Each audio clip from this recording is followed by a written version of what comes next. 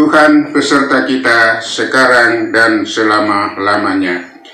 Inilah Injil Yesus Kristus menurut Santo Lukas, bab 6 ayat 17, dilanjutkan ayat 20 sampai ayat 26. Lalu ia turun dengan mereka dan berhenti pada suatu tempat yang datar. Di situ berkumpul sejumlah besar dari murid-muridnya dan banyak orang lain yang datang dari seluruh Yudea dan dari Yerusalem dan dari daerah pantai Tirus dan Sidon. Lalu Yesus memandang murid-muridnya dan berkata, "Berbahagialah, hai kamu yang miskin, karena kamulah yang empunya kerajaan Allah. Berbahagialah, hai kamu yang sekarang ini lapar, karena kamu akan dipuaskan. Berbahagialah, hai kamu yang sekarang ini menangis, karena kamu akan tertawa. Berbahagialah kamu, jikalau karena Anak Manusia orang membenci kamu, dan jika mereka mengucilkan kamu dan mencela kamu serta menolak namamu sebagai sesuatu yang jahat. Bersukacitalah pada waktu itu dan bergembiralah, sebab sesungguhnya upahmu besar di surga, karena secara demikian juga nenek moyang mereka telah memperlakukan para nabi. Tetapi celakalah kamu, hai kamu yang kaya, karena dalam kekayaanmu kamu telah memperoleh penghiburanmu. Celakalah kamu yang sekarang ini kenyang, karena kamu akan lapar. Celakalah kamu yang sekarang ini tertawa, karena kamu akan berduka cita dan menangis.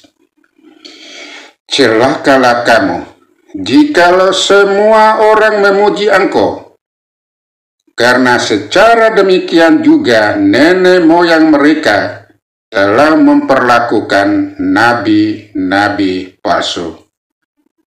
Demikianlah sabda Tuhan.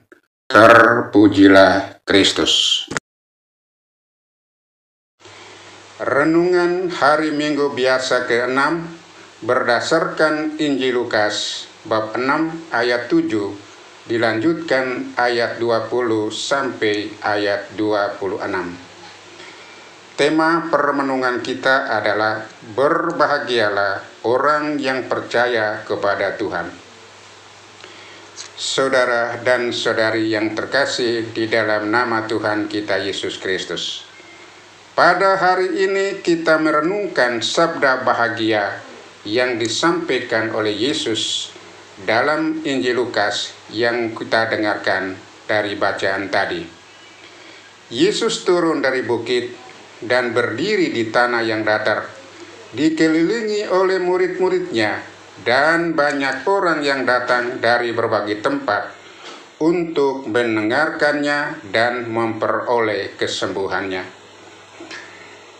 Dalam ajarannya, Yesus memberikan berkat bagi mereka yang miskin, bagi mereka yang lapar, bagi mereka yang berduka cita, dan bagi mereka yang dibenci karena namanya, serta peringatan bagi mereka yang merasa sudah puas dan nyaman dalam hidup duniawi mereka.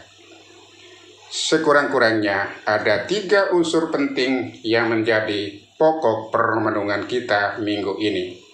Yang pertama, berbahagialah orang yang percaya dan mengandalkan Tuhan.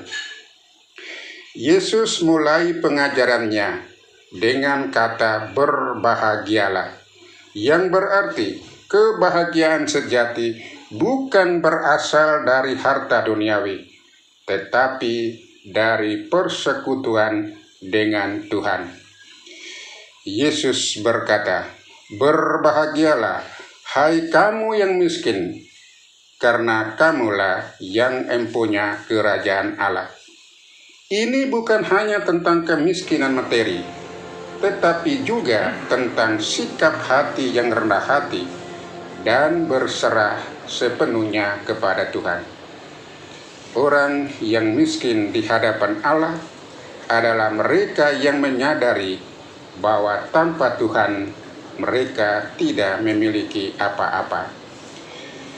Dalam kehidupan sehari-hari, kita seringkali tergoda untuk mencari kebahagiaan dalam hal-hal duniawi seperti kekayaan, jabatan, dan penghormatan dari orang lain.